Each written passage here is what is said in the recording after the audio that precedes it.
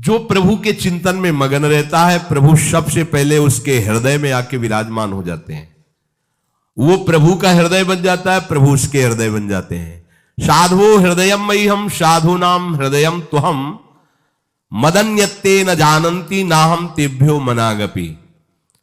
ये भजन करने वाले मेरे हृदय हो जाते हैं और मैं उनका हृदय हो जाता हूं। अब एक हृदय हो गया तो भगवान की मन की बात क्या है, वो उनके हृदय में आ रही है।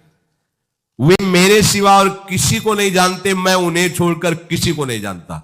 ये बोलो, सर्वज्ञ भगवान क्या बोल रहे हैं? ये वो मेरे सिवा किसी को नहीं जानते तो मैं भी उनके सिवा किसी को नहीं जानता। ये बड़ी बात है। हम प्रभु के सिवा किसी को ना जाने ये तो बात ठीक है, क्योंकि सब प्रभु के स्वरूप ही है। सर्वज्ञ प्रभु कह रहे मैं उसके सिवा किसी को नहीं जानता। फिर ये था माम प्रपद्यन्ते तास्तथे, इतना प्यार करते हैं कि प्रभु के हृदय में वो बसा रहता है। जैसे भक्त के हृदय में भगवान, ऐसे प्रभु के हृदय में वो भक्त। तदेव साध्यताम तदेव साध्यताम।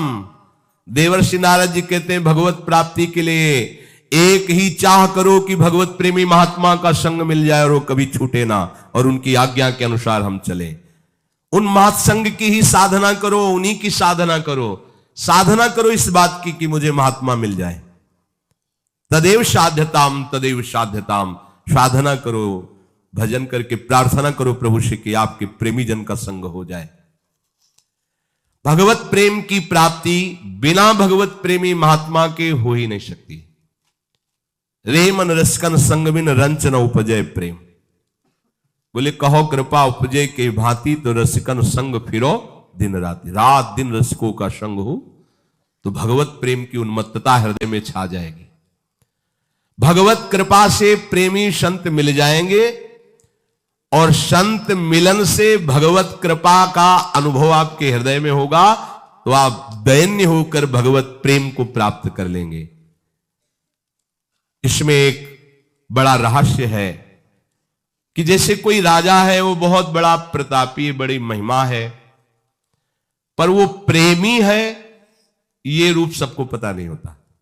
उसके राज्य शासन का, उसके वैभव का, महिमा का तो पता होता है, लेकिन वो इतना भी प्रेमी है कि राज सिंहासन से बिलग उसके स्वरूप को देखो तो ऐसा कोई प्रेमी है ही नहीं। उसके प्रेम स्वरूप को जानने के लिए राजा के किसी निजी प्रेमी से मिलना होगा, जो राज दरबार और निज प्रेम दोनों को जानता हो। क्योंकि राजा का प्रेम हर एक से नहीं होता। व्यवहार राजा के रूप में सबसे बर्ताव होगा, पर प्रेम का बर्ताव तो किसी बिरले से ही होगा। अब जब हम प्रजा के रूप में देखें तो अनंत ब्रह्मांड हमारे प्रभु के हैं।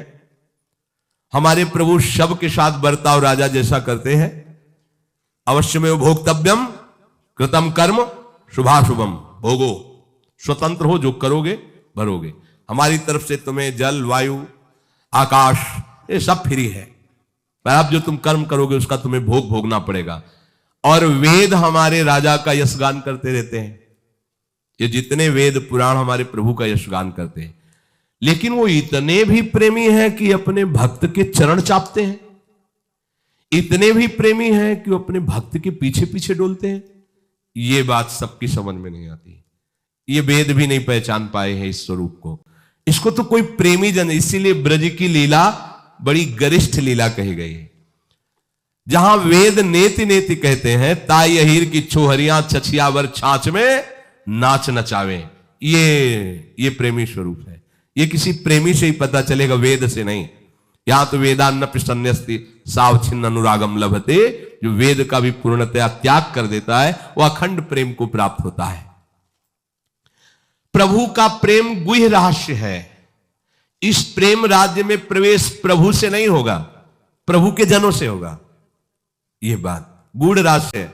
उद्धव जी प्रभु के समीप प्रेमी नहीं हुए, पर प्रेमी गोपियों के समीप हुए तो उद्धव जी प्रेमी हो गए। यह गूढ़ रहस्य है। बिना भगवत प्रेमी महात्मा के कोई भगवत प्रेम को प्राप्त नहीं कर सकता।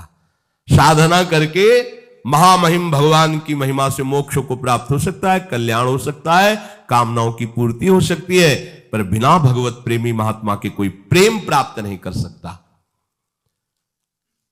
अपने प्रेम का रहस्य प्रभु स्वयं नहीं बताते हैं, कृपा करके अपने प्रेमी के पास भेज देते हैं। फिर जब प्रेमी प्रभु के प्रेम रहस्य को बताता है